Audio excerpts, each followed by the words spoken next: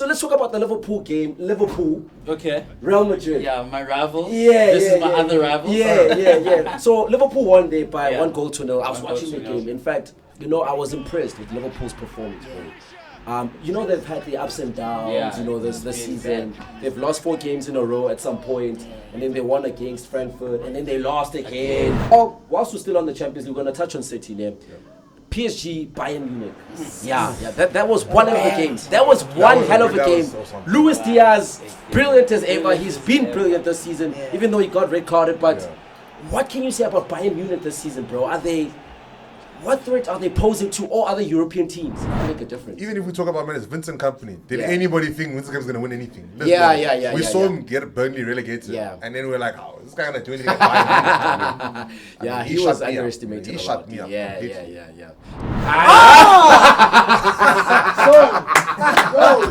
The disrespect. That's your player. That's your player. Not City. That's your player. Not City. No.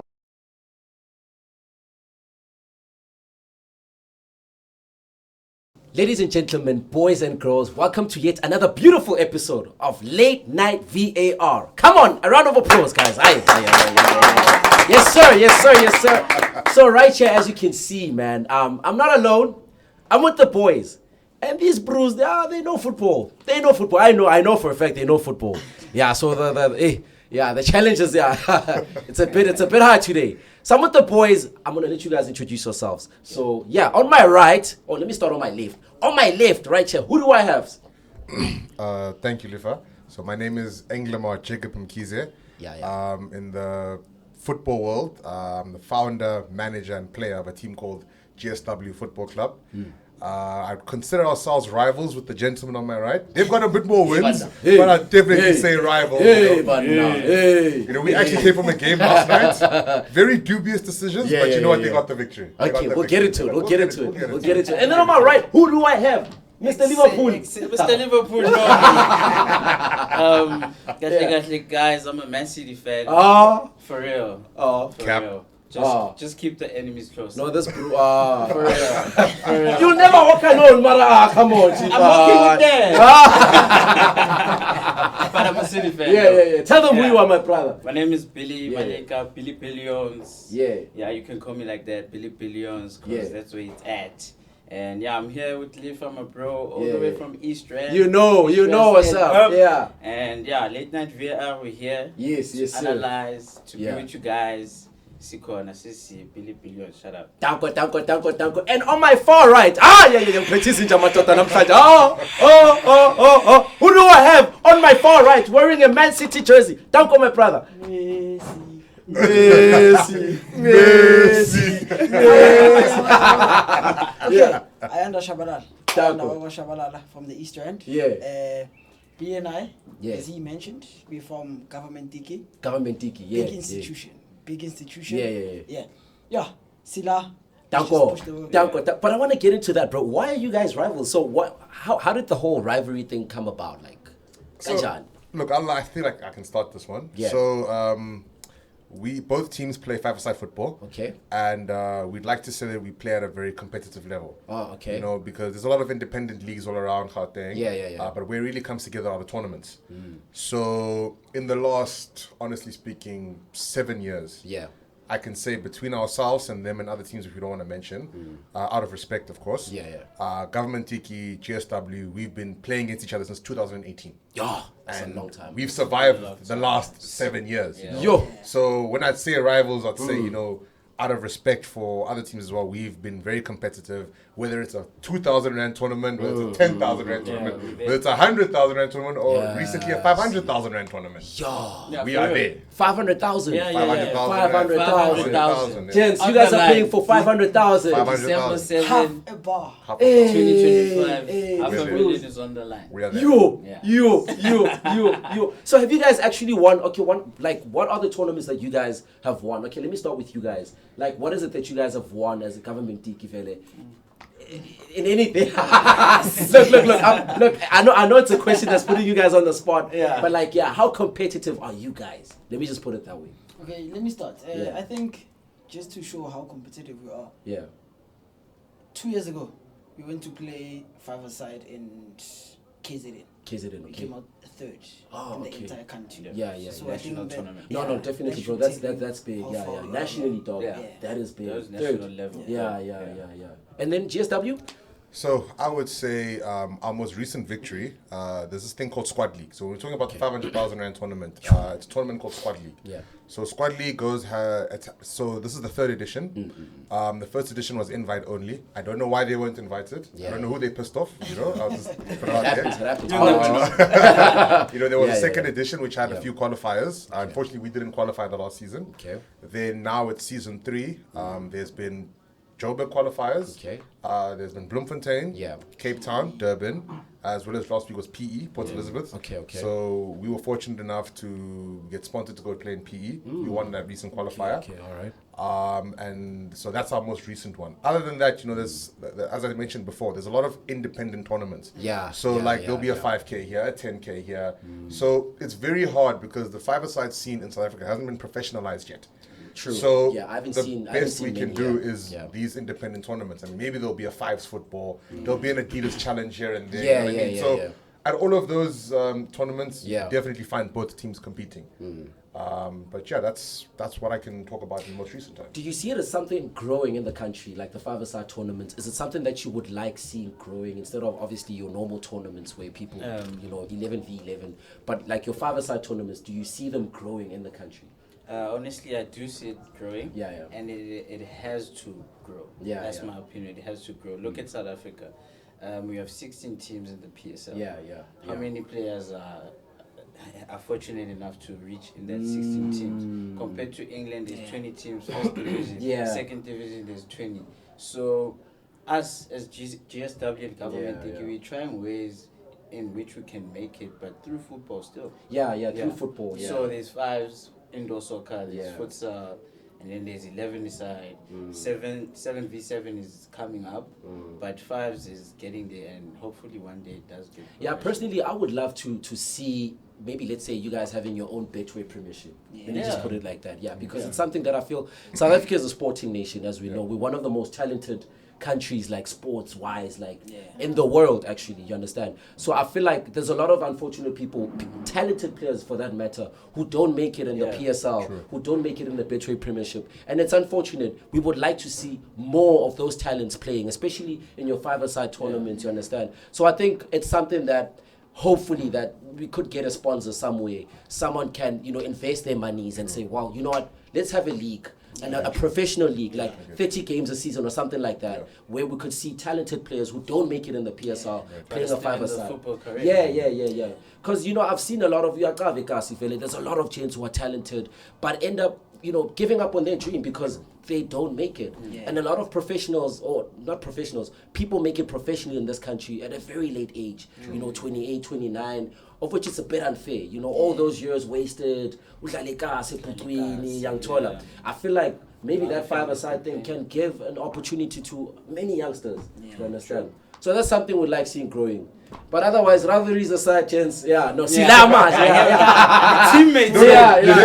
The real, So I have Man City there on my far right. My brother Maramina, I'm still a bit disturbed, bro. This bro. No, because I'm a neutral today, I'm not going to mention anything. Today I'm a neutral. But you, my brother. Let's give him Barcelona and give me City. It's fine. Yeah. But at least you could have rocked the Barcelona shirt or something. It's fine. It's at home. And you playing this coming Sunday. Yeah. I know that. That way I know it. You know what? Personally, right? Yeah. I feel like he's just rubbing it in on me. I'm a Real Madrid fan. And let me give some more perspective, right? Wednesday. Real Madrid. We lose. Right? Yeah. Thursday night. Just we lose to Government Tiki. So he's taking a dig at you. He's doing it. I think that's strike. Oh man, what a great atmosphere. Yeah, James. So we're gonna talk about the Champions League. First things first, man. We had a crazy week in the Champions League games, and I think, man, let me just start by saying football is a beautiful game, James. I mean, I personally, I find it hard or difficult for people who don't love football. How don't you love football? Out of all sports, bro. Out of all sports that are there in the world, And then when now you choose not to like football, does that even make sense, my dog? It doesn't. Yeah, so we're gonna talk. Yeah. You can't trust that person. You can't at all. Yeah. So let's talk about the Liverpool game. Liverpool. Okay. Real Madrid. Yeah, my rival. This is my other rival. Yeah. So Liverpool won there by 1-0. I was watching the 1-0. game. In fact, I was impressed with Liverpool's performance, bro. They've had the ups and downs, this season. They've lost 4 games in a row at some point, and then they won against Frankfurt, and then they lost again against Palace, and then they won. And then that victory against Liverpool was so against Real Madrid was so impressive, bro. Anfield was so alive, and I won't lie, as a City fan, that's the one ground or one stadium I fear the most. And as Pep Guardiola fans, Guardiola even fears going to Anfield, bro. Yeah. So what is your take on that game, bro? On that game? Yeah. For the result, it's the one that I wanted. Yes. I wanted Madrid to lose. To lose. Definitely. Always. Against anyone. We're on the Madrid same side. must lose. When it comes to that, we're on the same side. Must lose, man. Yeah. So, but with the game, impressed with Liverpool. Yeah. Impressed with certain individual players like McAllister, always showing up. Yeah. The Argentine. Salah was a bit quiet, very quiet, matured. We all know him, experienced, but that night he was very quiet. Bellingham, first time seeing him showing up in a game without using his mouth.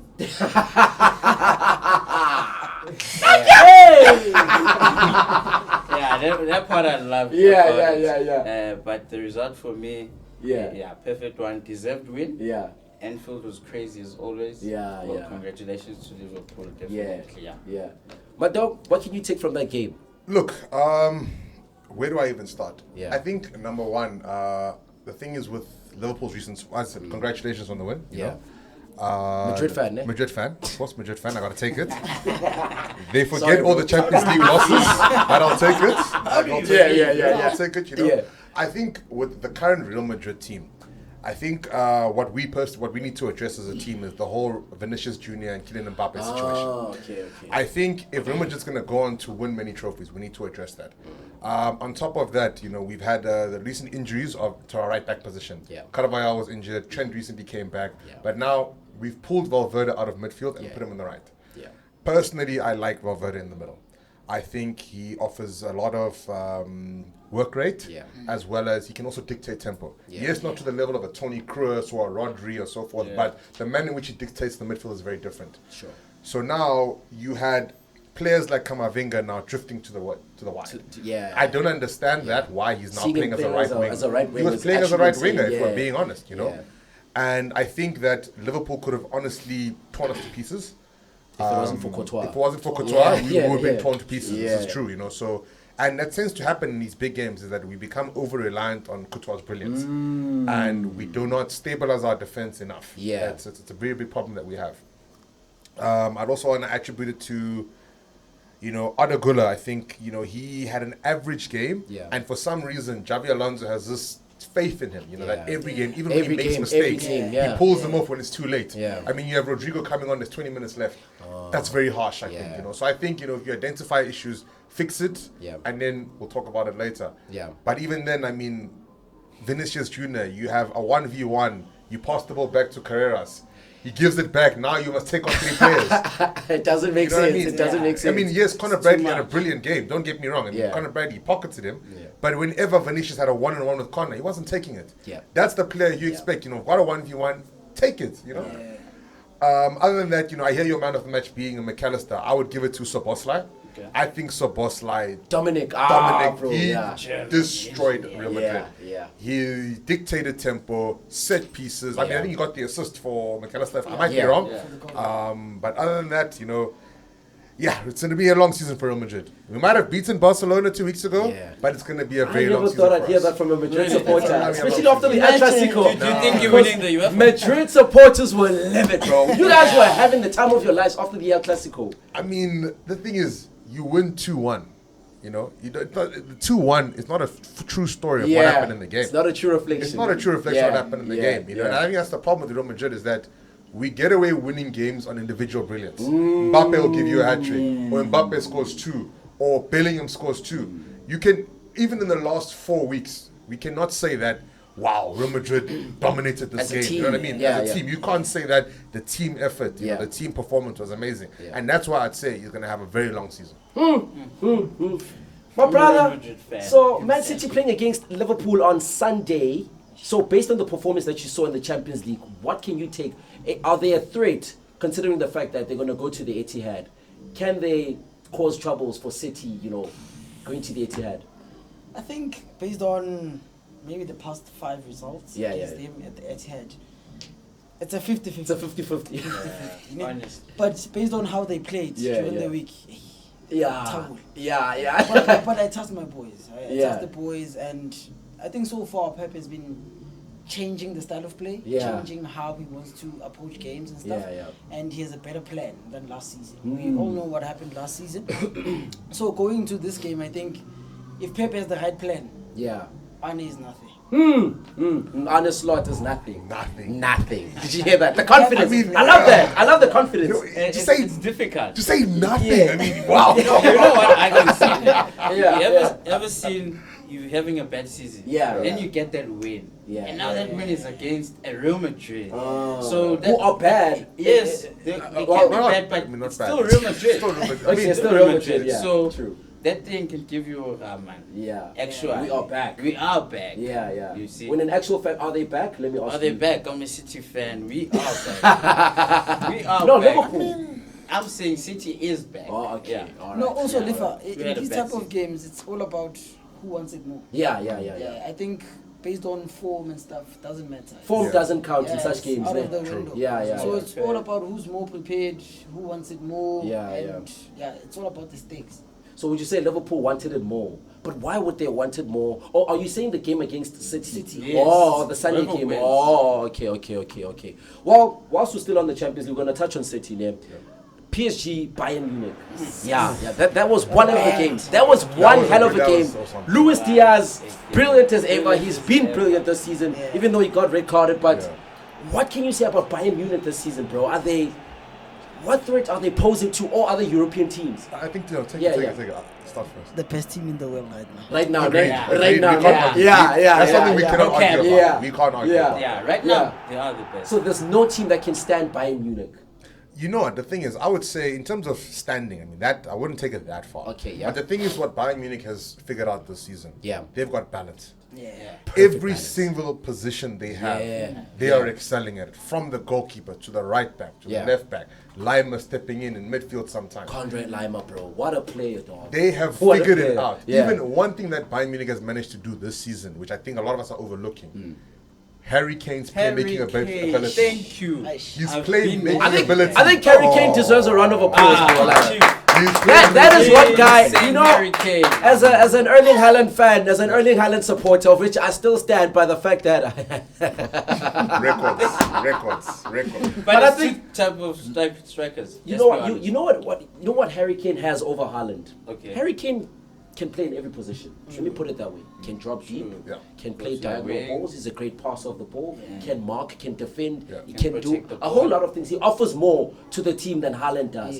Haaland is a great goal scorer. Take nothing away from that. But Kane does everything, including goal scoring.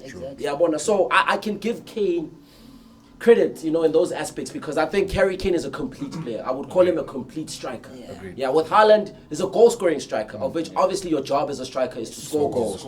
But when you talk about a complete number 9, you talk about Harry Kane. Currently, in this moment, I think, I don't want to say he's the best striker in the world because it's going to go against my beliefs. But he's up there. He's up there. Let me just put it that way. He's up there and he's been up there. He was just overlooked. True. I think he was unfortunate to be at Tottenham, to be giving 30 goals a season, still not winning anything. I think he's been overlooked, obviously in the Ballan d'Or and individual awards. And I mean, if Bayern Munich wins the Champions League this season, yes, we've got a World Cup coming.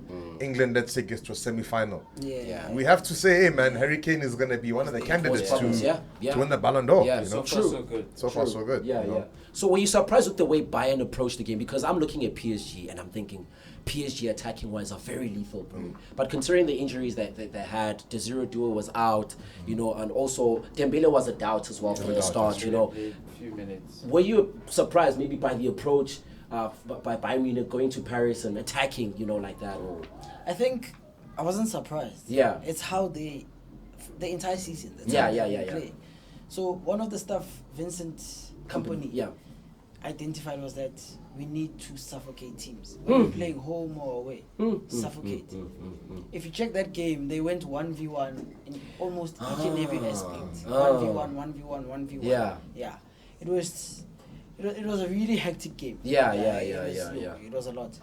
And once you suffocate, you cause a lot of mistakes. And imagine you're suffocating a PSG. Yeah. Imagine a whole PSG, my brother. Defending champions. Yes. And then exactly that goal, that second goal is an example of what you're saying. Suffocating the players. Luis Diaz went straight to Marquinhos, who was unaware of him, pressed him, won the ball, scored. You understand? But you know one thing that we forget about, like PSG. Yeah. Let's look at, even if we go back at the Club World Cup. Yeah. Look at Chelsea versus PSG. Yeah. The one thing with PSG is the way they're playing right now. They don't have a plan B. Hakimi, Mendes are always going to overlap. They're going to support the wingers. You know what I mean? Almost becoming inverted wingers and supporting the play. Yeah. So it's not easy, right? Yeah. But if you can just stick and leave Luis Diaz there. One long ball out. We saw what Chelsea did. Yes. One long ball out. One long ball out. It's going to cause problems. Yeah. So I think that's where like your other big teams are catching PSG. I mean, even in the in the League One, I mean, Marseille gave them a hiding. So they're starting to get caught out. Hey, can you please give Roberto De Zerbi? What a coach. Former Brighton coach. One of the most influential today. Actually, especially with Brighton, and let me just touch on Brighton a little bit. Yeah. Brighton right now, with their style of play, it's thanks to De Zerbi. Because they have an identity now. Even with the new coach, he came in and he just polished up a few things, you understand? But it's due to De Zerbi, the style of play, the young players, introducing young talent. Because Brighton believe in young players now. So it's a brilliant thing. The mic. My brother. Oh yes, my brother. Hey, this guy. So Brighton believing in young players is thanks to De Zerbi, bro. What a coach he is, man. I think he's someone I'd love maybe seeing at City. I don't know. At a bigger team, Give me I mean, look, Man City, he can make a difference. Even if we talk about Vincent Company, did anybody think Vincent Company's going to win anything? We saw him get Burnley relegated, and then we were like, "Oh, is this guy going to do anything?" He was underestimated. He shut me up. Yeah. So where do you see PSG? Like, how far are they going to go? Are they going to defend the Champions League title this season, or? It's a no from me. It's a no from me. It's a no from me. Is it due to injuries, or they've been figured out? Their style of play has been figured out. Like, which one is it? I've never facts. Yeah. I've never seen a team bouncing off a treble. Yeah. Okay. In all ways, in segments. Somehow they'll figure you out. But I think even like with PSG, I think it's happened to City, it's happened to Liverpool, it's happened to Madrid. These guys play 70 games in a season. A lot of games. You know what I mean? 70, and now you must do it for fatigue, 3 years in a row. 3 years, 70 games. There's no way. But like everybody in PSG starts for the national team. True. Yeah. Everybody. True. Even their bench. Everyone is getting called up. Bro, they just have a lot of players who start in their countries. There's no rest. There's no rest. So it makes sense. With all of those games like that, it adds up. And then you have to consider the fact that Hakimi is injured now. Exactly. And Mendes. Hakimi is injured. And Mendes as well. So you understand? Dembele. So there's a lot of the key players are injured. And you can't, I'm not saying, I take nothing away from Boseni Mayulu, those young players, the young talents. But I don't think they have what it takes to go all the way. You understand? I call them impact players because they normally come from the bench and do what they have to do. You understand? But I also don't see PSG going far this season, bro. I don't see them going far. Maybe the round of 16, something like that. I don't know. But I mean, guys, let's ask ourselves now. Yeah. Who's PSG's backup right back?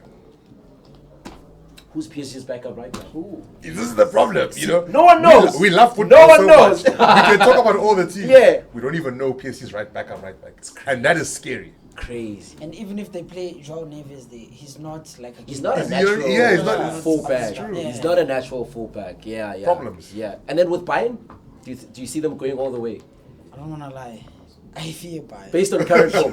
16 wins out of 16. Hey, bro. The best team in Europe. Yeah. And then no other team has done that. Like, ever. Yeah. Ever. Which is insane. 16 out of 16. It's crazy, bro.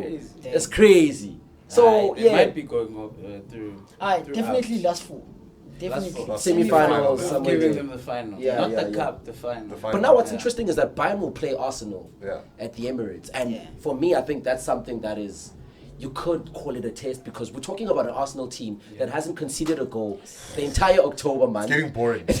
Like and they've been keeping clean sheets. It's true. So that will be a battle of, I don't know, a great goal scoring team against the greatest team in defending, like in the entire Europe. Yeah. So where do you see them like against Arsenal? Do you think they can cause Arsenal problems, or do you think Arsenal maybe can have an edge over Bayern Munich? I think in terms of pound for pound talent, Bayern has an upper edge. Yeah. But in terms of philosophy and structure and what Arteta wants from the guys, I think it might be a close game. It won't be what we've been seeing in the past season. PSG driving Arsenal. I think now it's going to be a very close game.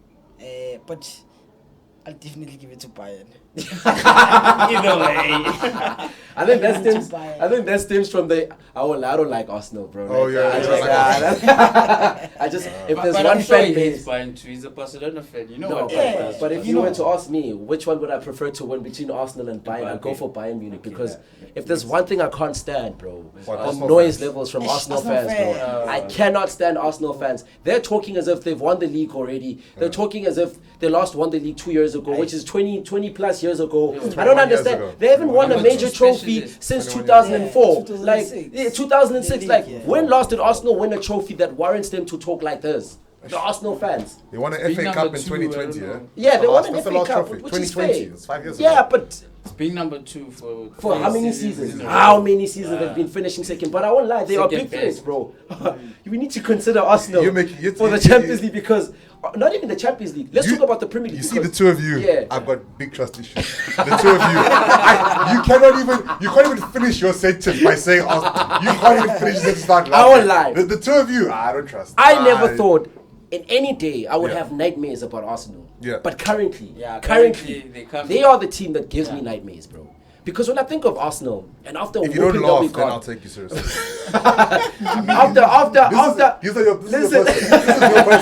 This is your person. No, listen, bro. After the whooping that we got last season at the Emirates, I won't lie, bro. That was a whooping. Like, literally. Forget about Rodri not being there.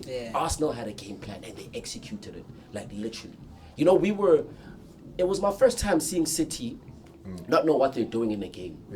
Not knowing what they're doing. Because at some point, I remember we had equalized, and then it was 1-0 before the break. Second half, bro. What I saw at the Emirates last season traumatized me, like, till this day. Like, I'm still traumatized. Yes, we went there this season and we got a 1-0 draw. And I was disappointed because we scored first. And I was hoping even if it was a 1-0 victory, it would have been something. But we drew. And the last time we beat Arsenal was in the treble season. You understand? That is like 2 seasons or 3 seasons ago.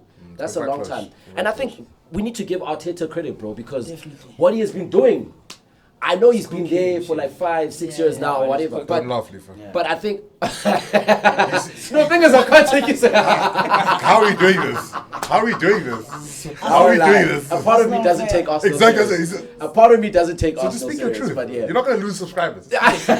No, listen, bro. Arsenal, this season, I think they stand a big chance. Even in the Champions League, I think they will go as far as the semi-finals. They have it in them because in Gabriel and Saliba, bro, those two defenders alone, two solid defenders. They remind me of Van Dijk back in 2019. Remember VVP and Matip back in 2019, 2020, bro? You're part of the problem, bro. You're part of the problem. How are you going to call Saliba and Gabriel like Van Dijk? You're part of the problem, Arsenal fans. Listen. You're giving them the ego. This is what you're doing. No, listen, I'm not how they defend I think I'm not comparing them directly to Van Dijk because obviously I think currently in the modern era, I think Virgil is the best defender or best number. The last 5 years. The last 5 years. I could argue that Virgil has been the best in the game. 100%. But currently, what Saliba and Gabriel are doing right now, bro, I think they're scoring, they're defending. It's too much. A set piece against Arsenal. Literally, that's like giving Arsenal a penalty. It feels like giving Arsenal a penalty. If it's a set piece or corner kick or whatever for Arsenal, you just know that Arsenal, bro, with Declan Rice whooping him like, come on, bro. So I think they're gonna go all the way, bro. Yeah, they might. Yeah, and then definitely. Yeah, Champions League. I think. You know what? It's been 20 years since they saw the Champions League final. Huh? Don't be surprised. No, but maybe that's why I can't see it. You can't see it because it was Barcelona and Arsenal 20 years ago. You know what I mean? So you see everything. You see what I mean? Yeah, I love having a dig at Arsenal. That's what I'm saying. Like, it's nice. He can't even finish. And I just bruised an Arsenal fan. He's gonna cut the recording. Don't cut the recording. And this Bruno, look at his face. Don't lie. Don't lie. Which case banned the camera? What is Yeah, man. Hey, man, Barcelona against Club Brugge, bro. What a game as well. What a game. And I'm saying this not because Barcelona gave us a game. Yeah. Club Brugge gave us a game. Is it Forbes? Is it? Yeah, Forbes, yeah. I won't lie to you. What a player. I never knew who Forbes was. What a player. I never knew who he was. Yeah. Facts. I didn't know. Same. I didn't know. You probably didn't know who Forbes was. Definitely. First time, bro. Dog. What can you take from that game? Because I look at Barcelona this season, and I think defensively, bro, same problems as last season. Yes, although last season they managed some of the problems better, but this season, bro, this defense is collapsing in each and every game, almost in each and every game, bro. True. Teams know how to counterbeat the high line because Barcelona play a high line. True. But I think a lot of teams have studied the whole high line thing.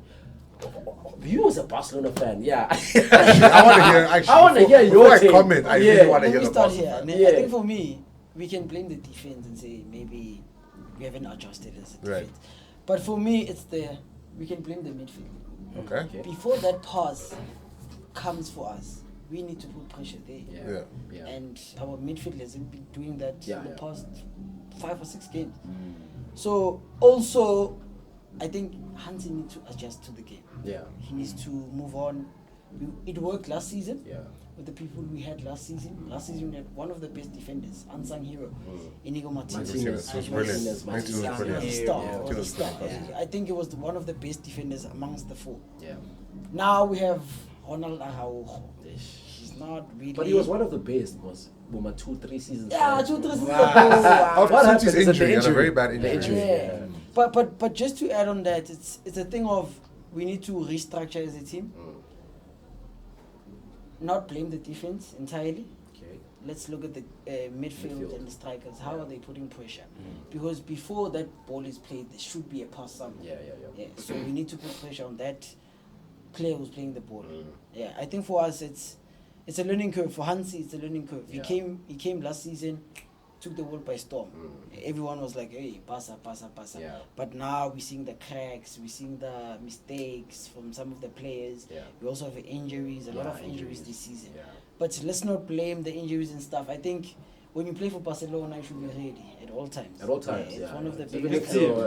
Can I just add, Barcelona fans last year, when Real Madrid didn't even have 2 starting centre backs, they were having us saying, "Oh, you're Real Madrid. Injuries mean nothing." They did not let it go. They said, "You're Real Madrid. Hey, 15 champions." And I remember Tchouameni was playing centre half. Tchouameni was playing centre back, bro. Yeah. Raul Asensio came out of nowhere. You're gonna say we were being had. Yeah. So I want us to keep the same energy with Barcelona. The injuries are part of football. They must deal with it. They have no excuse. And what I like what he said as a Barca fan, that Hansi Flick doesn't have a plan B. Yeah. Even if we look at the Barcelona team this year, what has honestly changed from last year? Nothing. There's been no change. In fact, there's been a drop in the. There's been a decline in the performances. There's been a decline in the high press is no longer there. It's not there. It's not there. Yeah. So for me, Barcelona, they deserve what they're getting. They must take all those injuries and they must deal with it. Because we were made fun of. We were humiliated and deal with it. But you only beat them 2-1 with those injuries. It doesn't matter. It doesn't matter. They're struggling in the Champions League. Remember, last season, Barca was running with everything. The lack of humility, I think, in the team is what cost them in a lot of situations, and especially in the Champions League. There was no humility. So they got humbled. And they must continue to be humbled until they wake up and rediscover who they actually are.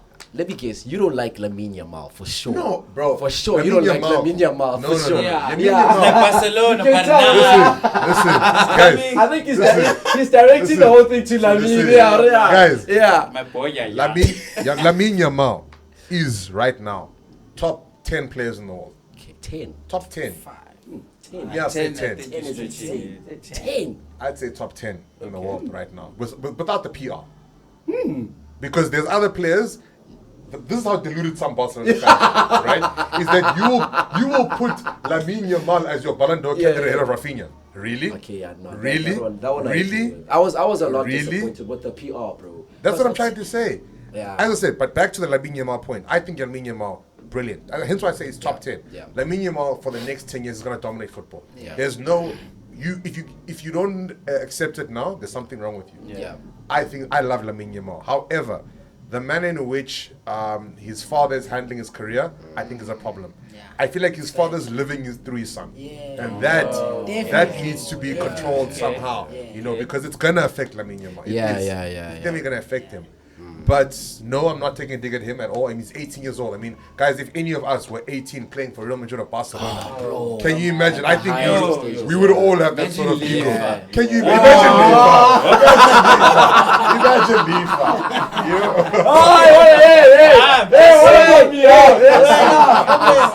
Honestly, guys. I'm just saying, guys. Honestly, if any of us were in that shoes, we would be arrogant. We would be, But I just think he needs a bit more guidance, They must control him a little bit more, and then, the sky's the limit. The sky's the limit.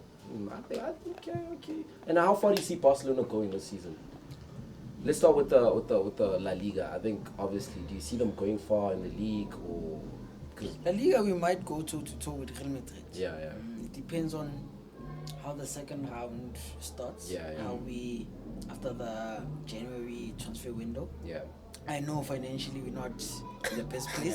It's never in the best place. Wait, Barcelona still in that financial predicament, still? Yep. Are they still? Yeah. Like somehow. I'm telling you, we can't afford a player that's 120 million. We can't. Really? No, we can't.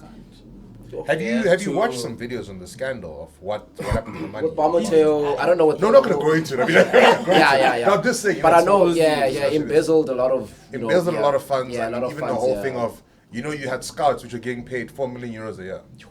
Sitting in Brazil. How many Brazilian talents has Barca taken in the last 20 years? Yeah, true. You know what I'm saying? So there was a lot of mismanagement, We're not going to... I don't think we should go into that. We might get a case ourselves. Hey.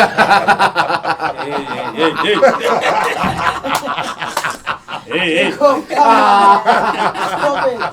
it. I see where this is going. This guy. We don't need that for ourselves. We don't need that for But Barcelona, quarterfinal Champions League, and then toe-to-toe. So not even in the semi, so they will drop a level down. Because last season they were but they had to go to the final, let's be honest. Yeah. That Inter game. But now obviously considering how good they were last season and then they were knocked out by Inter, and considering how they are this season. Disappointing. Yeah. Very disappointing. But I'm rooting for... I have my favorite players in that team. So I root for them. Who's your favorite player in the Barcelona team? Pedri Gonzalez. Obviously. Pedri. Yeah. Come on. And I'm sure you love Pedri. As a midfielder yourself. I know. I know this guy loves Pedri wholeheartedly. You know what, Lifa? If you've got time tomorrow, go and watch these boys play. And you see this whole discussion that you're having. When you watch them play, you'll be like, it makes sense. The last time I watched him play was probably I was back in high school, close to a decade now. Tomorrow. Just make time. Just listen. You were the rival at that time. No, Jacob is the rival. Just take an hour. Just tomorrow. Watch them for an hour. Definitely. I'm telling you.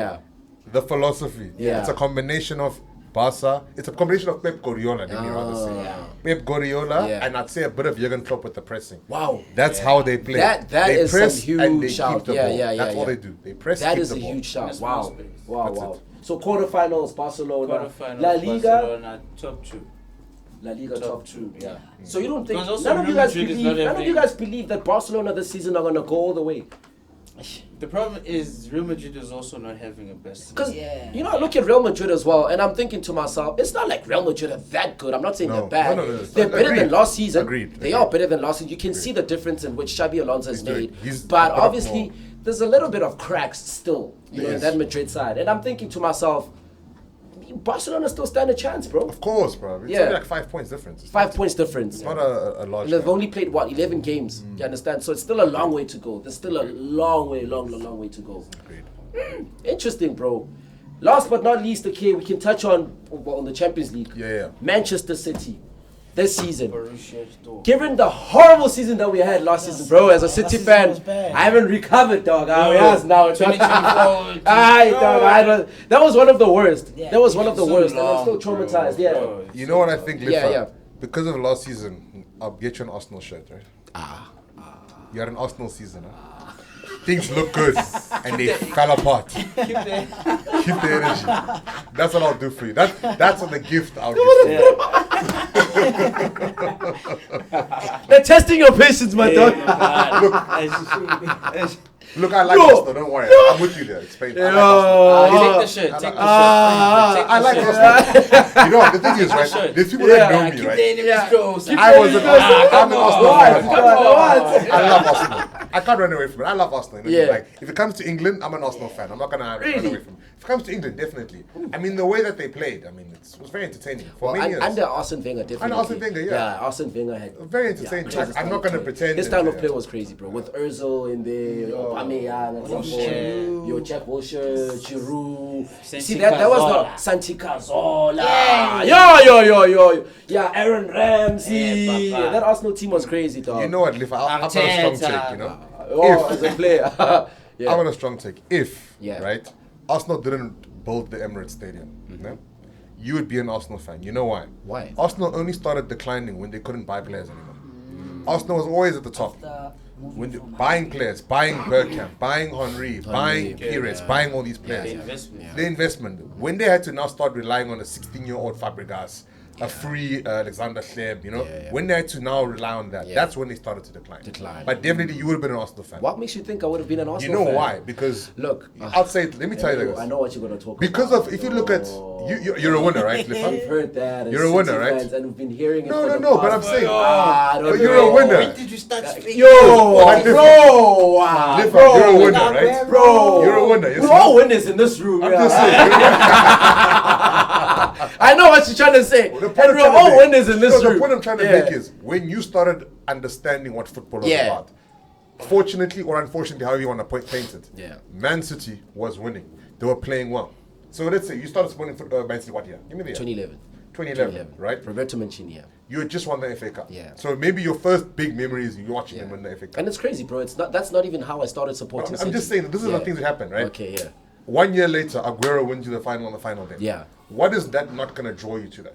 Obviously, there's everything. You know what I'm trying to say? About it that's going to draw you to it. Yeah. You know. Before those times, you'd have Man United, you'd have Arsenal, you'd have Chelsea. All of them dominating, winning the league on the last day of the season. You know, moments like that, where as a kid you're like, but that's brilliant. Like even like with Chelsea, the one thing about Chelsea, why a lot of Africans support them. Drogba, Essien, you know what I mean? There's African representation, you know what I'm trying to say? There's African representation. So as a kid, you can see a black person doing something. Yeah. So it makes sense to be drawn to them. Makes sense. But still on City, my brother. He took us to Chelsea now. Sorry. I don't understand why. Apologies. I think, just to add on City, I think we've been having a very rebuilding season. Yeah. I think last season was just a shock. It was a shock for all of us. Maybe some people might pin it to losing Rodri and stuff, but we can't pin it to one player. It's the entire team. We need to work as a team. And they had replacements for Rodri. So also, just to add, I think going into this season, Guardiola as a player, I was looking at the stats. There's a lot that has changed. We're playing more long balls than before. We were approaching set pieces in a different way than before. I think after this Champions League game, I think it cements what type of season we're going to have. We might have a very good season. Definitely, we might have a very good season. It's based on, do the players want it? Do the players want it more than Pep wants it? Because I know definitely Pep wants it more than anyone. Yeah. Yeah, but based on that game, I was impressed with Jeremy Doku. Yeah. This season, I'm giving him his hands. Yeah. Jeremy Doku. 5-star winger so far. And one thing I like about him is, even though he's giving us the numbers, he's still not impressed with how he's playing. Personally, I saw an interview during the week. He was like, "No, he's not at his level." Yes, I'm not happy with my end results. Some of my passes are still bad and stuff. But the likes of Haaland, we can't speak about Haaland. We know, of course. We know. Should we change it to the Haaland show? Yeah, in terms of Haaland, I know we can't really speak about Haaland. Sure. But the rest of the guys, they've been chipping in their efforts. I'm really happy with City. I think we might go last 4, if not the final. Champions League. Oh, that's a bold take. That's a big shout. That's a big shout. Yeah. Even as a City fan, I feel like. Okay, well, what's your take first? My take. Before I start being deluded. I want to tell you about the individuality that comes in. Yeah. I think I'm so happy that we actually got Ryan Cherky over Florian Wirtz. I think I'm very happy. Why? I want to hear your reason. Guys, let's look at Ryan. Okay, I'm not taking anything away from Wirtz. Good player, quality player. Had a great game against Real Madrid. Yeah. And I think it was one of his before best you get games. into it was. I don't want us to look at Florian's performance this season, because I feel like it would be a bit harsh. He's 21, 22. Yeah, it would be a bit harsh, looking at him this season and judging him as a player and saying, well, Florian is not a talented player. Whereas Florian Wirtz, he's a very talented player. City have been interested in him for the past 2 years, I think, and there's a reason for that. True. And I think if it wasn't for that price tag, personally, I think he was City's first option. Because I don't recall City wanting Cherky. Because we were looking at Wirtz, and he's a Pep Guardiola kind of player as well. True. You understand? But I want to hear your reason as to why. We're speaking about a quality player, right? It's both left and right. Yeah. It's like your Santi Cazorla. He was one of a kind. You don't get a player who can hit a free kick with both legs. Yeah, it's true. Anytime. Yeah, you get a Ryan Cherky. Good on the ball, has an idea, is back on injury, 2 games, 4 goal involvements. What more do you want from a team? That's all we want. I want to judge him against the Liverpool on the Liverpool game. You want to judge him? Yeah, I know he's a good player. I'm not saying he's a bad player. Yeah. But for me, I want to see if he's a world-class player. Okay. And in this game against Liverpool, for me, it will be the toughest challenge for us yet, because obviously we've played against Arsenal, we've played against United, of course United, but but that Liverpool game, this coming Liverpool game, for me will be a game where I look at it as a challenge, because Liverpool have been our rivals for the past how many seasons? Yeah, it's been long. It's been a very long time. Yeah, like 6 years. 7 years, while Jurgen was still there, you understand? Taking you to... So this will be a tough test, because they beat us home and away last season, you understand? And they won against Real Madrid recently. So I'm gonna look at his performance against Liverpool, and then I'll be confident enough to say, Ryan Cherky deserves to start every game, for City. But what do you think about City, bro, overall this season? Look, I haven't watched enough games to have a valid opinion. Yeah. I did watch some glimpses of the City Dortmund game. Yeah. And back to Ayanda's point, what I do like about Pep is he's a student of the game. So even this thing of changing and starting to play long balls, I did see that in. Yeah. The thing which I did see is what's going to really help City this season is the return of Phil Foden to his form. Yeah. That, I think we are all underestimating Phil Foden's impact. Yeah. Because every time that Phil Foden has performed for City, they've gone away with something. Yeah. And I think that is where it's going to be key. In terms of Champions League placement. Yeah.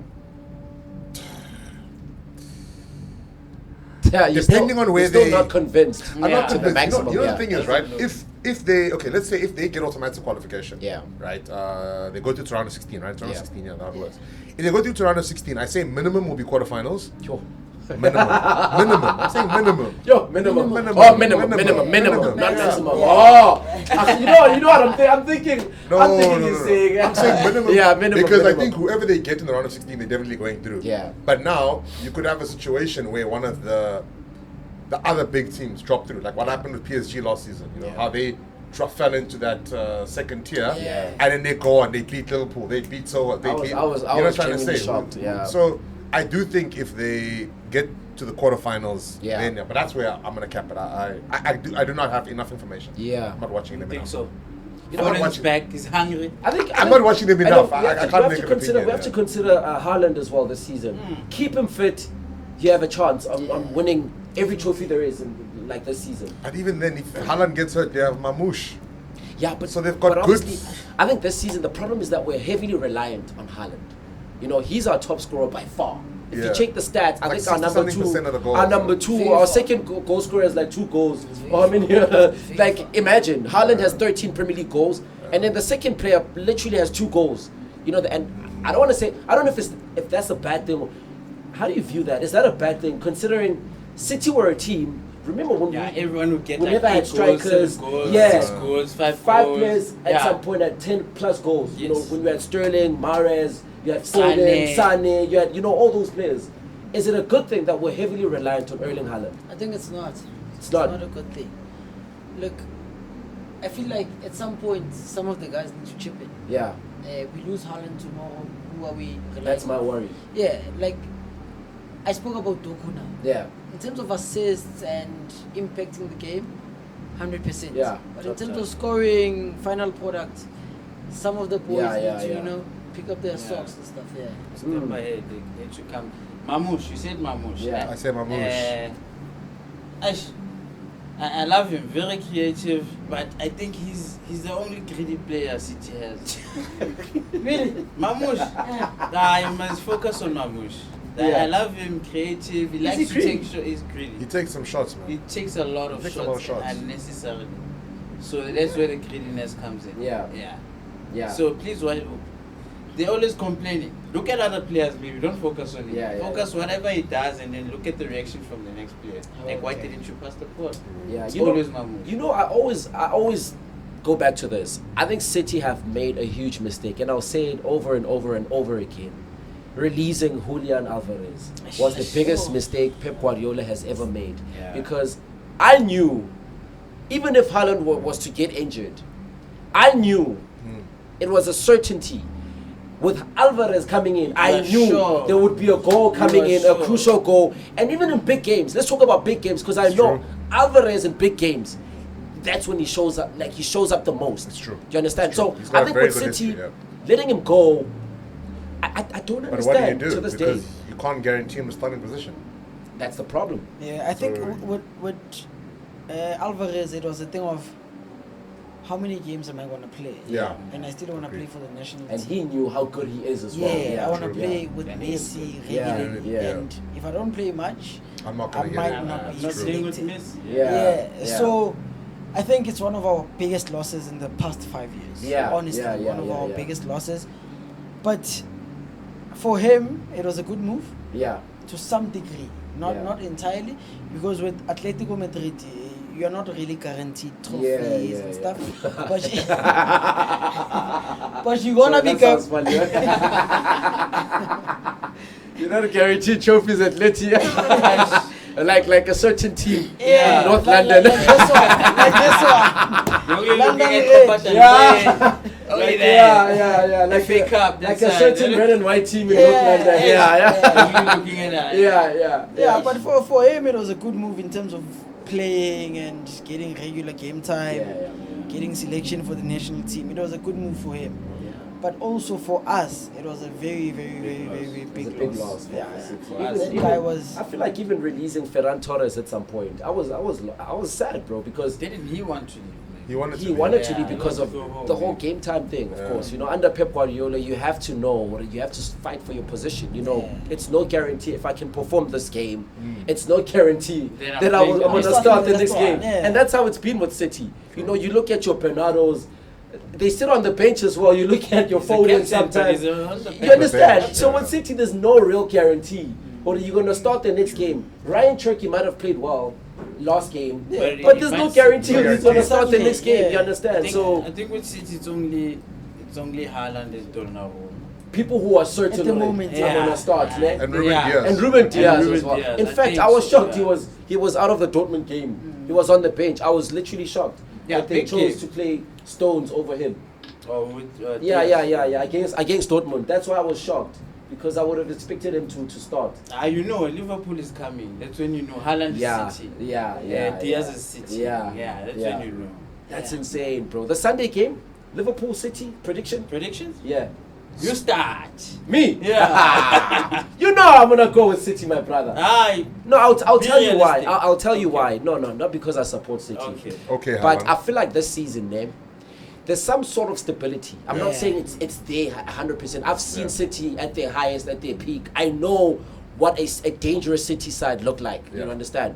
This season, we're finding form. We're rebuilding, like he said. Correct. You know, there are new players still adjusting. Tijani Reinders as well in the middle. You know, you have quality player. You know, I feel like he's adjusted very well, pretty much well. But we'll see in the Liverpool game, because I look at a game like that as a huge test. I look at Reinders. I look at Cherokee. You know, I look at Nuri as well. Although I don't think he'll start, because O'Reilly has been in an insane form. You understand? So also good, though. I think personally that game at the Etihad. Is it at the Etihad? At the Etihad. I think we're gonna win it. We're just gonna edge it though. We're not gonna run away with the game. Most probably a 2-1 victory. 2-1 victory. A whole 2-1 victory. Yeah. 2-1, most definitely. Really? My prediction. 2-0 to City. 2-0 to City. And ladies and gents, he's wearing a Liverpool jersey. Clean sheet to City. A whole clean sheet for City. I would love to see that personally, but clean sheet. How are they against scoring? Liverpool. How are they scoring? Chief. Doesn't matter. Set piece. You know what's crazy? A player like Mohamed Salah can go all quiet all season, but when he plays against City, he always shows up. I don't understand. Form doesn't matter. I don't understand, bro. So you asked for my prediction, right? 2-0. Yeah, 2-0 to City. Jay? Oh, you wanna go last? Because my one is. Okay, yeah. What's yours? Yeah. I think Liverpool's rediscovering their form. I'll give it to Liverpool. I say 3-1. At the Etihad. At the Etihad. 3-1. At the Etihad. I'll give it 3-1 Liverpool. 3-1 at the Etihad. 3-1 this season. 3-1. 3-1. Wow. Liverpool has goals in them. Wow. That is some prediction, bro. I won't lie. I wasn't expecting that. What is your prediction, my brother? I'm in trouble. No, I'm buying you something. If you get that correct, I'm buying you something. Like, buying a bottle of Henny or something.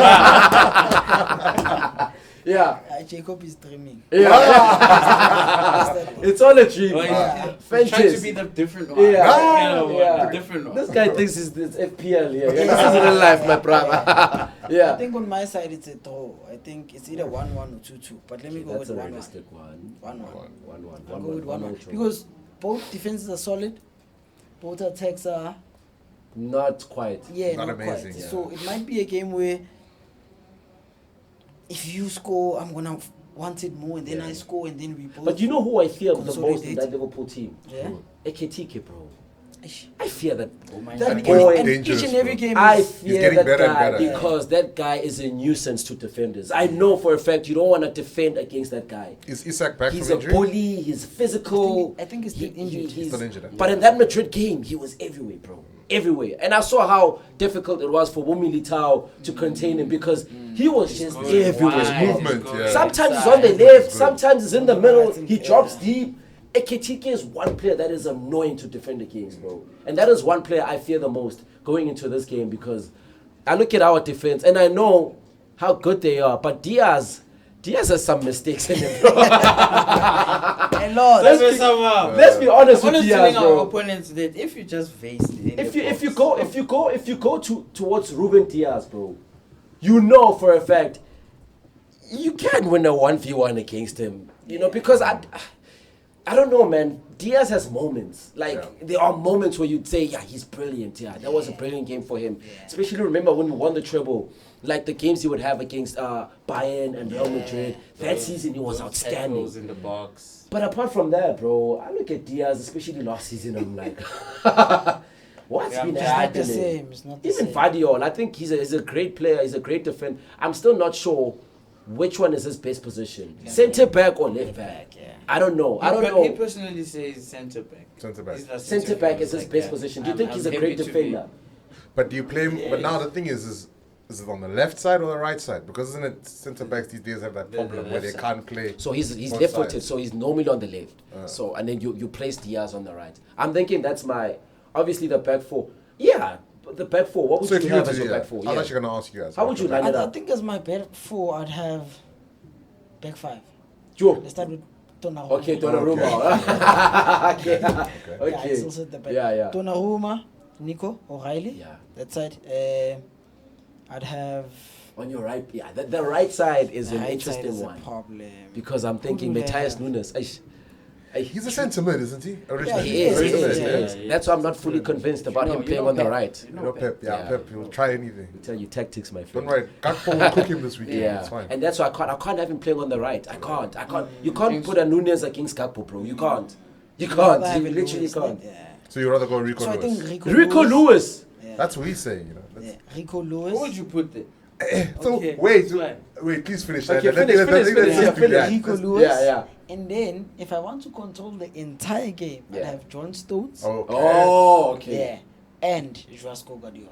Okay. So Diaz on the You're bench. benching Diaz. Diaz on the bench. No, but valid. We can't play with Diaz. Valid. Oh. No, valid. But because- have you ever seen when Diaz is there? We're always on the ball, but it's not even Yeah. quick But enough. guys, that's like he's your rock. He's so solid. And I would argue, no, but with Stones, he's a ball-playing defender. Yeah. You need a defender who's But going to defend for him. control. Nah, bro. Diaz has a Via lot of what? mistakes in him. Diaz can pass the opponent, like literally. Exactly. At any moment. Yeah. Hence, before Yeah. you say that, it's like If I want to we control, want- okay. yes. Control the game. Yeah. So But your you'd have- City, you always want to control the game. Yeah, of course. And you're playing at the Etihad. So you'd rather have Stones in there. Yeah. Billy? You know, Pep is putting Diaz, guys. Yeah. But who I'd put? Yeah. I'd carry on with the form. The back line that played against Dortmund. No, not Dortmund. No. Okay. No. You don't respect Dortmund, eh? Now we do. Even earlier on but when they Liverpool asked you, is you're like, coming. Yeah, but big Liverpool, game. Liverpool, He said my big game. brother. I don't Liverpool is respect coming Dortmund. No, now. I won't Big lie with game. Dortmund, honestly. Yeah, Haaland has to sit it out, Nah. you know. Big game. But they're at the back. Diaz, Right centre back. right centre back. Yeah. Vario, left centre back. Yeah. O'Reilly. Ooh, the boy is good. The boy is that good. Or Nico O'Reilly, Yeah. he's that good. Yeah. Right back. Who's their left wing? Gakpo. Gakpo. Yeah. Because he was on the bench. He's on the bench. And He he was was on the resting. bench Yeah. against Resting. Madrid. He was resting for us. And it's Robertson.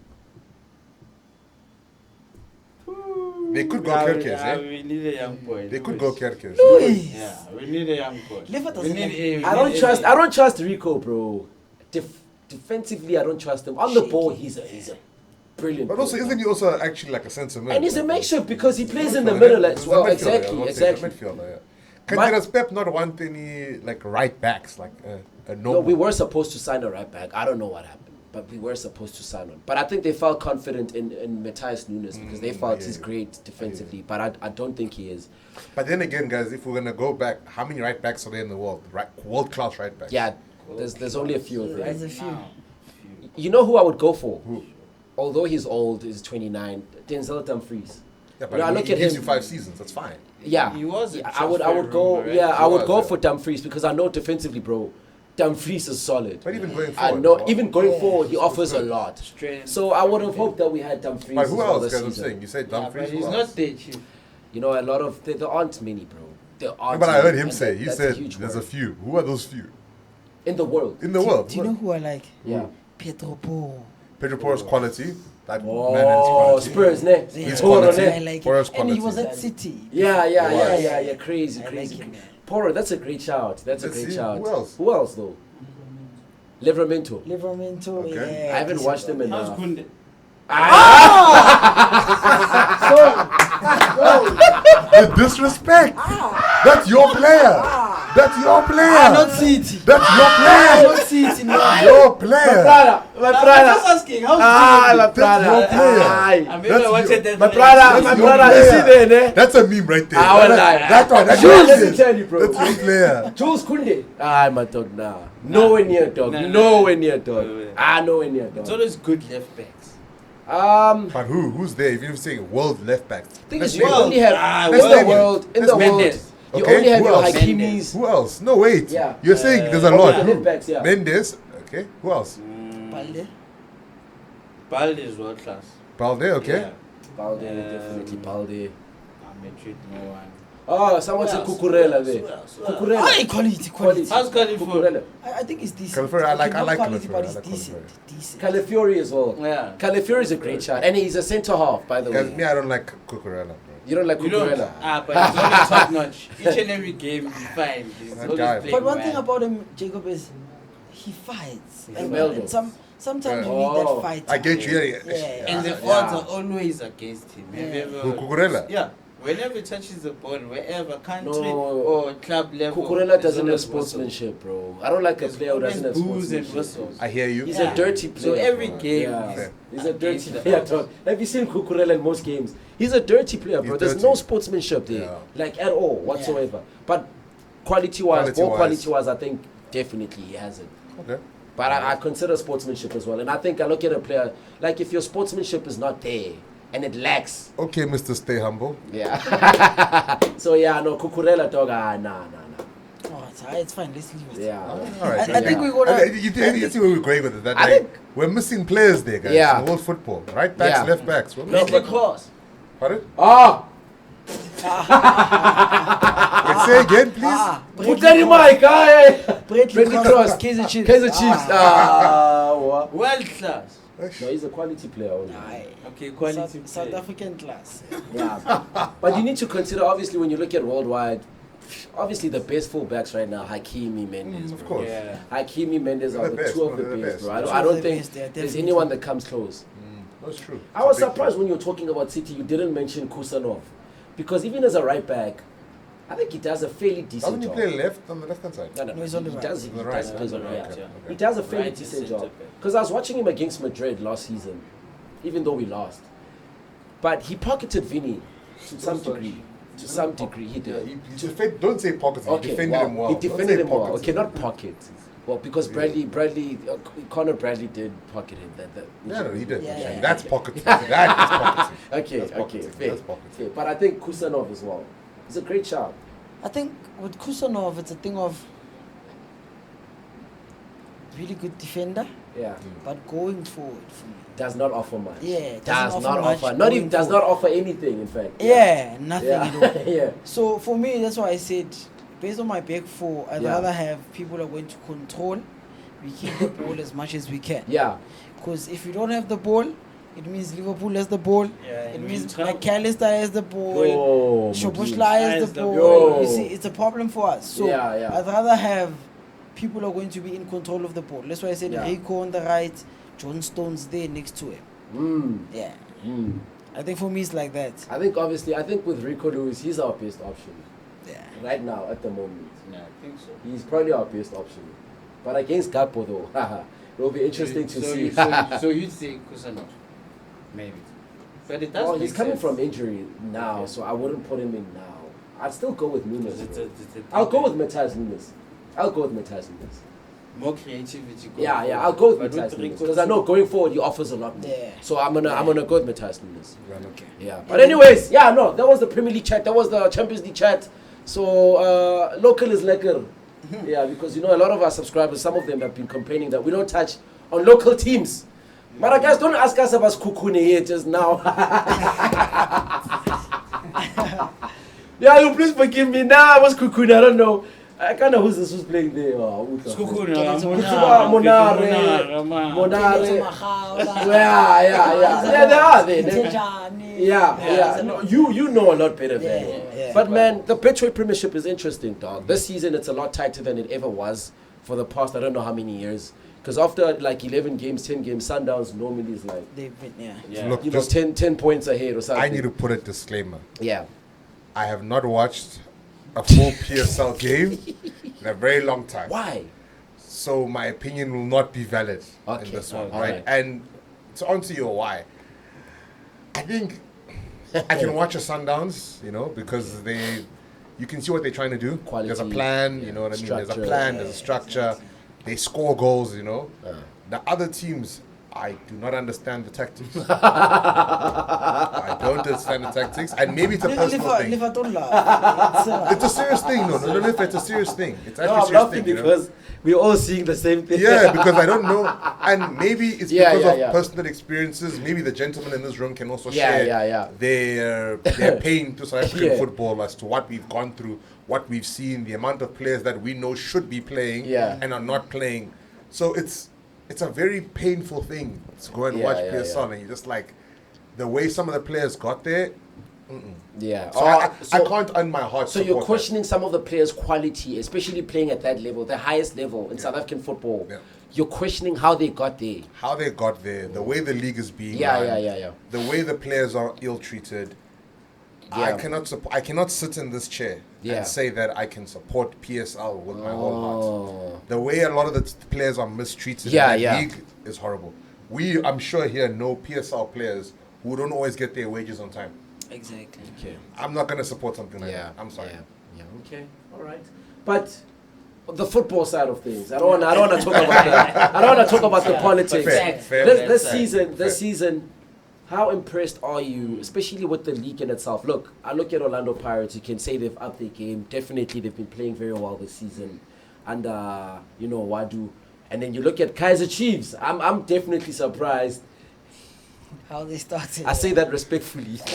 Because, this season, they started very well. Yeah. Some of their fans thought they won the league after 3 games. Sharp. They were 9 points ahead. Pirates at 0. But we're sitting above them now. But, I'm listening. Are you a Chiefs fan? Yes, he's a Chiefs fan. Yeah, because a lot of their supporters, they've been, we are 9 points. I mean, we look the at Pirates. Team in South Africa. They are down there. Yeah. They were speaking as if they already won the league, bro. And I'm like to myself, this fan base is insane, dog. It's insane. Arsenal type. Yeah, United, Arsenal, Okay. So, yeah. But man, how impressed have you been with the league this season, bro? The league in general. The competition in the competition. It's been really great. Yeah. And, honestly, with my football eye, big shout out to Hugo Bruce.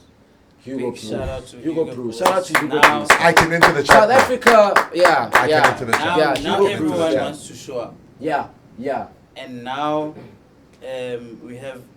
Okay, disclaimer. There's a generation that I feel like was skipped, and it was because of a reason that maybe Orlando Pirates is not doing well. Mm-hmm. So now you can't take the next generation and put it into the first team. Yeah. But right now, Orlando Pirates is doing well.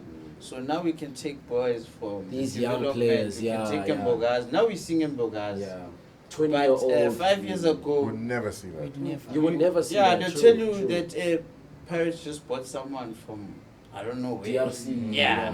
But right now we can go to development, get someone and be impressed. Yeah. I mean we have really now, we're all happy. Coco Melon, Captain number 2000. We're all happy. And yeah. Kaizer Chiefs, I think they're also coming through with these youngsters. Yeah. Look at their starting right now. There's Mdu. There's Villagas. There's Ngobo. Ngobo I think is our only peer. Imagine that's the age group that I'm speaking about. Imagine. There's that age group. The last group of the 1Ks. Yes. That group was skipped.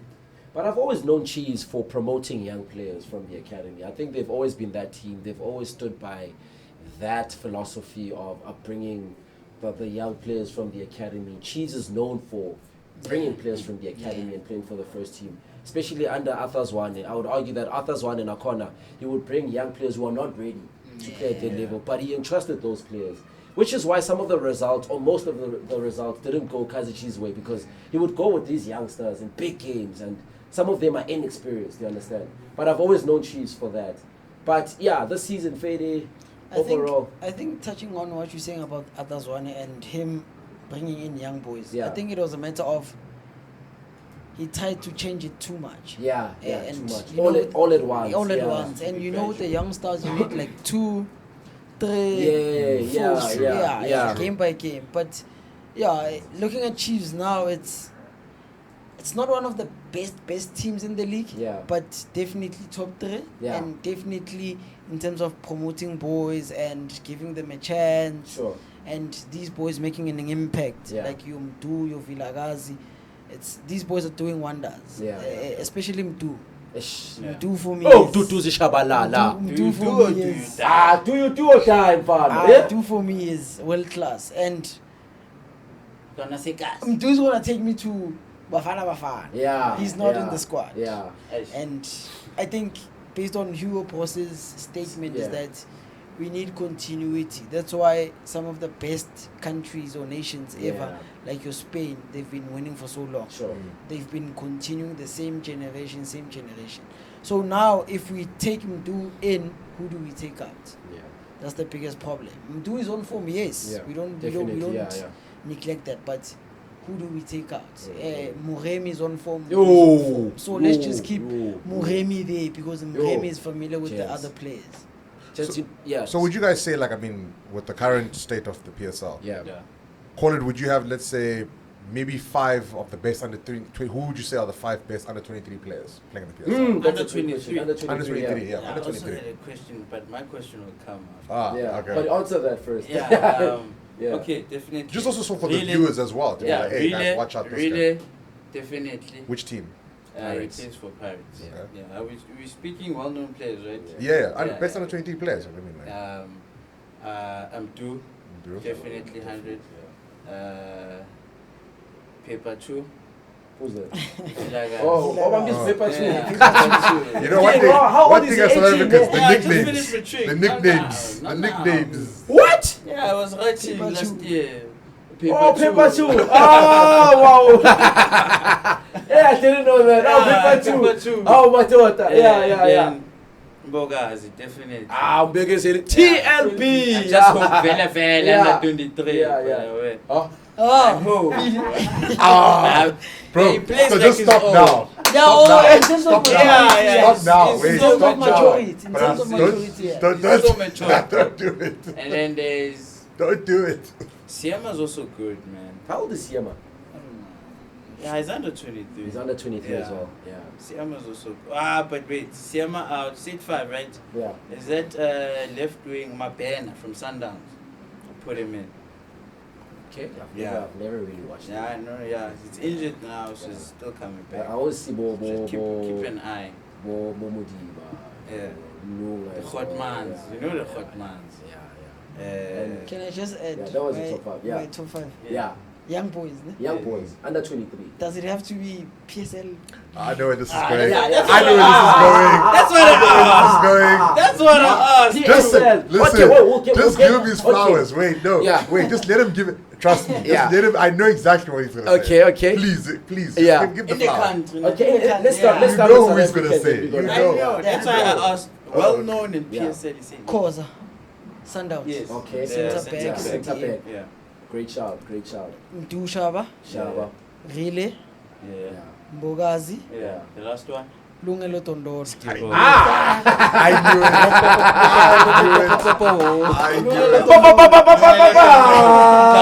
Just watch out. Yeah. No, but that man is quality. Like, hands down, yeah. Quality. Open your eyes one day. Yeah. So the subscribers must watch out for him. Watch out. Just named 5. The last one. Yeah. Lungelo Skiroko Tondolo. Ask the editor to put a link there to his page or something. Tondolo. Lungelo Tondolo. I promise you. Tondolo FC. That's for Pirates, so you must be happy, Chief.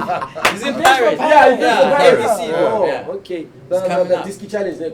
No, the APC is like second team. Yeah. Oh, okay. Yeah. All right. But only because of politics, not because of ability. Straight politics. So talent-wise, definitely, ability, he makes it into the work first rate.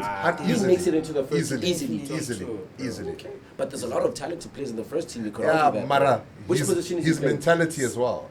It's either number 8 or number 10. Yeah. But I like him number 8. But there's a competition. When at Paris, there's competition in the this season. Oxalayo, just give him a platform. No, what I'm saying is I'm not taking anything away from him. But what I'm saying is the level of talent that Pirates has this season is actually insane, bro.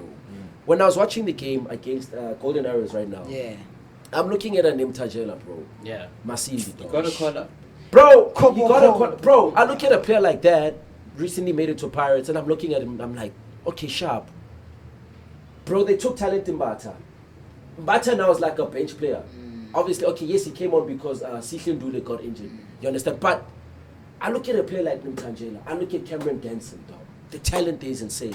There's still Boma Kaula outside, bro. There's still, you have talent in Mbata.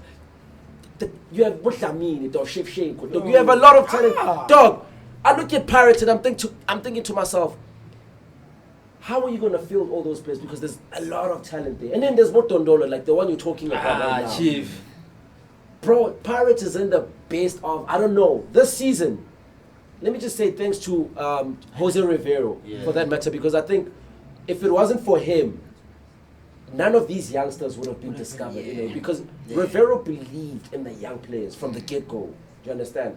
And what Abdeslam Wadu is doing is that he's carrying on with what Rivero has been doing.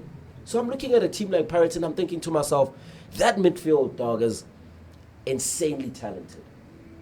It's insanely talented. Like, I look at that team and I'm thinking to myself, it's been a while since I've seen Pirates with that set of talented players. Like, it's been a while, bro. You know, back in those days, there's a point where we had Isaac Chancer, we had, you know, those players in the middle. But now I look at that Pirates team, I'm looking at players who are hungry to play. Those players, each and every one of those players are hungry. Once you get minutes, show up. Everyone has a purpose there. And then you know, if you get injured at Pirates, you're thinking to yourself, damn, Makaula got injured. This Sichin Dooley right now. Like, dog, I got down. There's no and I saw when Dooley got injured, he actually cried because he knew. He knew, yes, someone is going to come in. And then my position, dog. Bro, what a time to be South African right now. Because I think, you know, as a country, sports-wise, football-wise, I think we're doing so well, bro. And thanks to Hugo Bruce. Because I think these players are hungry more than ever. Everyone wants to go to the AFCON right now. Everyone. AFCON World Cup? World Cup as well. Everyone wants to play. And this is the best time to be... what a time, man. To be watching the South African. It's what I've been saying. South Africa has the best talent in the world. We do. No matter what you can say. In all categories. Sports, entertainment, everything. We have the best talent. True. And finally, football is showing up, and it will show up. It will show up. It will. I think we're going to cause troubles in the AFCON. I think when I look at the AFCON, I think, you know, last time we got knocked out in the semis, you know, by Nigeria. Penalty shootout. And I'm thinking this coming AFCON, I'm thinking, we should go. Man, these players are hungry, bro. I think even if you look at AFCON, who's the competition realistically, right? Nigeria, Morocco, Algeria, Cape Verde. Senegal, we could argue Senegal is there. Cape Verde as well. Cape Verde because they're very good. Cape Verde. I think we are amongst the top six. Top six, that's what I'm saying. So, top six, We've got, last time, gone semis. Get beyond that, guys. We have to. That's the standard we have to set. Let's go beyond. No, it will be interesting, though. And I think also... in terms of what Hugo has been saying, continuity. If you look at the current squad, maybe 60 or 70% of the squad is that squad. So it's true. In terms of the guys knowing each other, being a team. Being a team, chemistry. So it's gonna go a long way. It's insane, bro. And when I think of Bafana, I look at a player like Uyaya's tall, dog.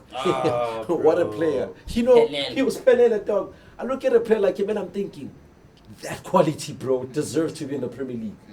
One way or the other. I think some of our players right now, realistically speaking, they're technically gifted. Technically, but we've never had an issue technically. We've never had an issue technically. It's tactically where we... most probably decision making. But a vast majority of our players, I would argue, do make it into... A lot of teams in the Premier League. 100%. I mean, you even saw at the Club World Cup, Sundowns dominated Dortmund. You can see it that it's there, but it needs to be refined. Taken care of. But the shoe shine must stay. I agree. That one, I'm fighting. You can't, if we modernize, we're winning nothing. No, we have to have our own identity, right? You do have to keep your own identity. That's what everybody does. Every nation has their own identity. Even Brazil, you know. And Brazil has lost their identity. And Ronaldinho was complaining about it, actually, and saying, like, I'm no more watching because the identity is lost. It's gone. It's gone. They've Europeanized the whole Brazil. Yeah. So it's crazy, bro. The Shushan must stay. Yeah. And then the Betway Premiership. What do you think? Like, who's gonna win the league this season? Because, it would be a great shot if you're gonna say Sundowns straight away. It would be insane. Yeah, it would be insane. But I would say, I'm a Chiefs fan, but this season I'm going with Orlando Pirates. Oh, okay. Yeah, I'm speaking football. Chiefs He's will be wearing there. a Liverpool shirt. I'm going to keep reminding you No, guys. Chiefs will be there. I won't lie. We'll be there. Chiefs. Yeah. Top 4 we Where? Top 4. Chief, I'm if I give them. Chief, top 4 we there. Yeah. It's like it's showing, guys. Yeah. It's not that the coach is not showing. The coach is showing us. Look at the starting lineup from last weekend. Okay. Do you have any doubts? But In that starting my brother, 11. you were playing against Orbit College, and no disrespect to it's Orbit, fine. but Yeah. but I'm thinking In the cave there. if you are gonna play against not even a Pirates, I'm looking at as Kukune that gave you a whooping. A whooping? Yeah, they gave you a whooping. You lost by 3 goals to what? Yeah, You lost by 3 goals to nil or something. They beat you. He doesn't even know. No, but that's not a You don't whooping. remember it. But okay. Control the game at least. Well, They but- schooled you, But Billy. they schooled you exactly. Tactically. Yeah. Tactically. But I look at the Kaizer Chiefs team and I'm thinking top 4 would be a stretch. I'm thinking for me, even But I'm top going 8 with it would be a Pirates for the miracle, champions. man, if you're team. For Chiefs? Yeah. Wait, Yeah, that I can't- Ayanda, I'm who do you joking, I'm support? joking. Who do you support? Yeah. Good football. Yeah. He's So a you- neutral. But have you watched Chiefs Okay, recently? fair. Valid. I have. Past 2 games. And Are you impressed? I'm impressed. Yeah, it I'm is impressed. impressive. Yeah. And the coach is actually going with that lineup. Yeah. Yeah. But top 4, yeah. Now I was joking, bro. They are. Oh, you're joking, For me, for me, it's going to be maybe by 4 or 5 points. Sundowns number 1. Oh yeah. Orlando Pirates number 2. So Pirates are still gonna come second. Yeah. I'm giving it up to It's going to be Pirates. close. Sundowns too. You know what, ne? Even as a Pirates supporter, ne, something still tells me that Sundowns are still gonna win it because I was watching that game against Sundowns. Yes, Pirates scored a beautiful goal, by the way. But the way Sundowns still manages to control the game is absolutely insane. And considering that the Bohomokwena is not there in the middle, you have, for real, can't we? No, not 2, but just an extra, just add an extra for my 10 or something. For games. Yeah. Oh, Bongaga, next. You're going to edit this out? No, you don't need, bro. It's a podcast. It's not. It's a podcast, not TV, my dog. Edit it out. Yeah. You shouldn't forget. Yeah. You need to. Oh yeah. Okay. We're gonna wrap it up quickly, man. But yeah, Kanabing team. Yeah, Sundowns and the way they control the game is absolutely insane, bro. Like, it's very impressive. You understand? So, I'm thinking, really, they still stand a chance of defending it again and again. Bro, Sundowns are still gonna.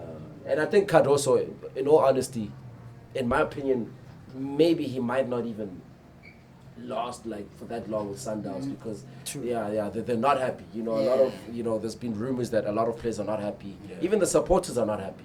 He's just backed by the board, obviously. So, but yeah, man, So the Betway Premiership Sundowns.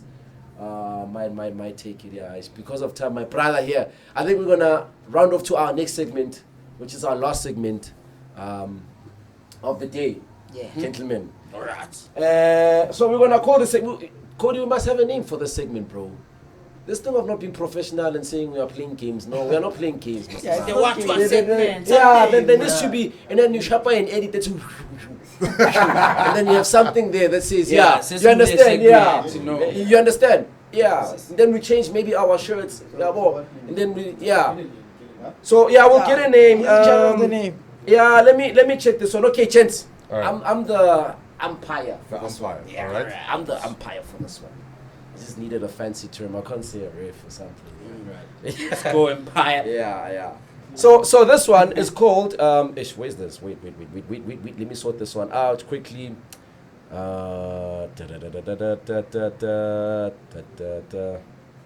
Okay. All right, gents. This one, the first one is called Guess the Player, ne? Okay. So what happens is I'm going to give you a clue. Right. So I'm going to give you like 3 clues, and then you're going to have to wait for me to read out the clues, and then I'll ask the question. Okay. Whoever shouts their name first gets to answer first, like that. And if he gets it wrong, the next person. Okay, you understand? I get you. Yeah. Okay. All right. So, guess the player name. Clue number 1, but you're gonna have to wait for me to read out all the clues. Ne? Okay. Clue number 1: I once won the PSL Player of the Season award. Clue number 2: I scored the winning goal for Bafana. This one is easy for you guys. Against Egypt at AFCON 2019. Clue number 3: I've played for both Orlando Pirates and Mamelodi Sundowns. Billy. Okay. You, okay. Yeah. Because number 10, number 2, Lord, thank you, Lord. Yes.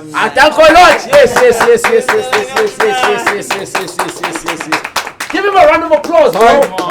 I'm the jealousy for. I said yes, sir. I said it. But before we move on, do you think Lord should be back in the national team? Just a quick yes or no. Yes or no? Mine, yes. Me. Ayanda? Preference, yes. Okay. All right. Okay, number 2. Clue number 1: I made my professional debut at 16. Clue number 2: I've played for Monaco and PSG. Clue number 3: I won the World Cup before turning 20. Jacob. Kylian Mbappe. Come on,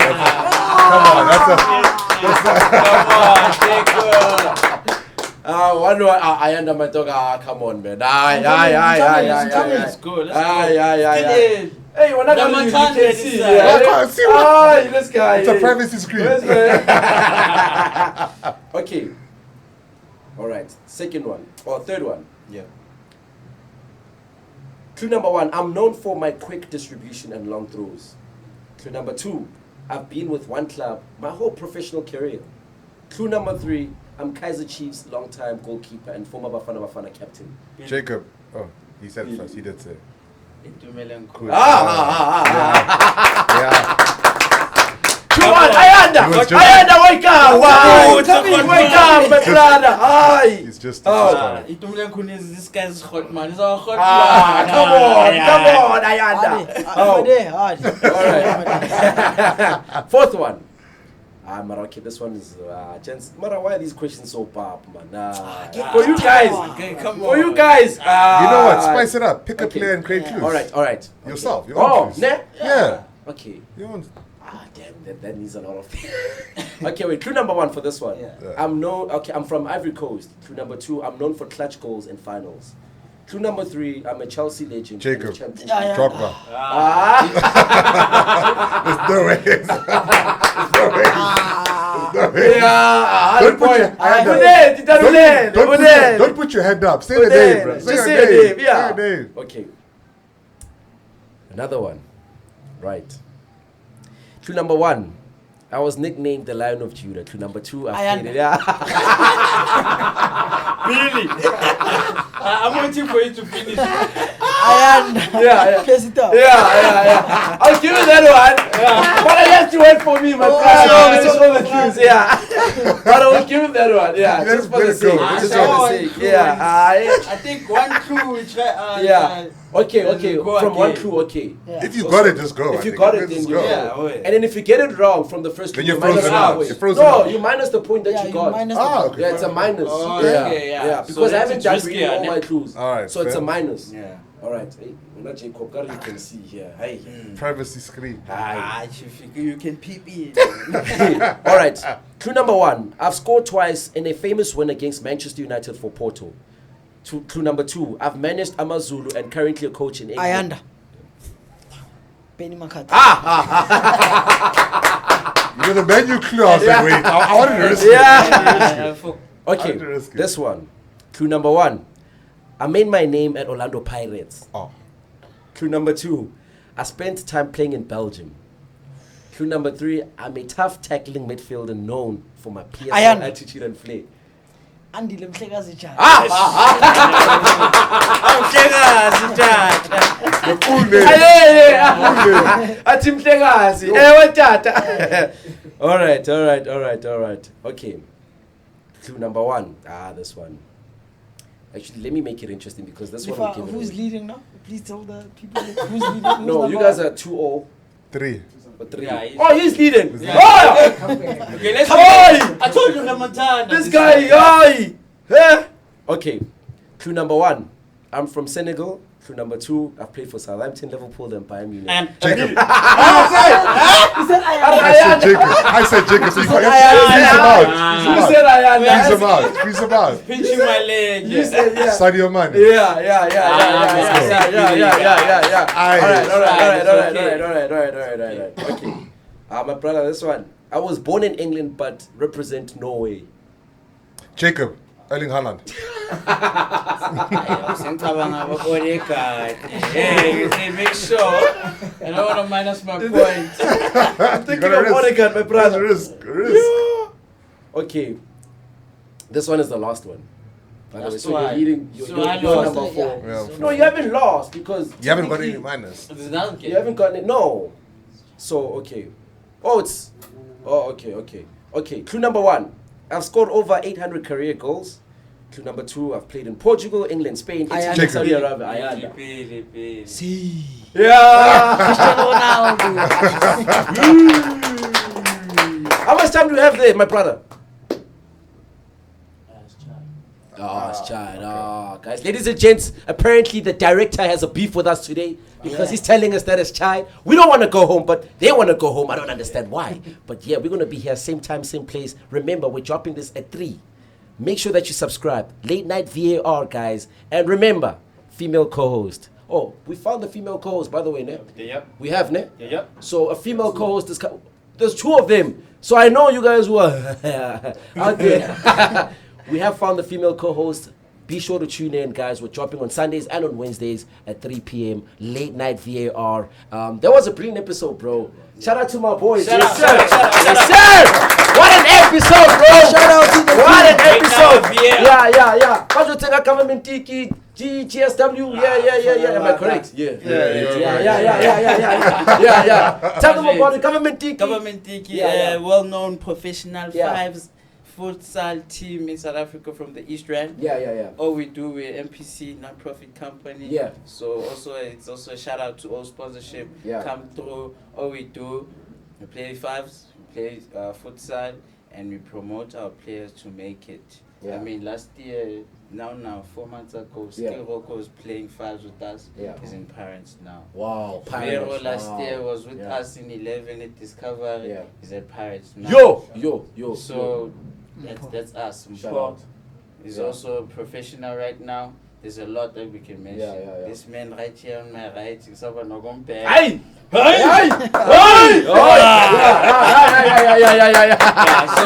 So that's us. We're trying to grow ourselves since we saw that there's a lack in resources on how to make it actually into the professional stage. Yeah, tell them to follow fast. Tell us follow it. Follow. Government Tiki Fives. Yeah. On Instagram, government_Tiki. Yeah. And then on TikTok, it's Government Tiki. And then on Facebook, it's Government Tiki. Government Hulumeni. Yes.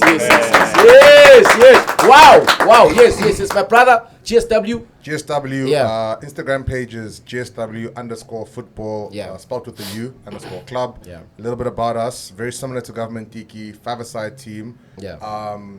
With us, it's just that most of our players end up playing in Eastern Europe. Yeah.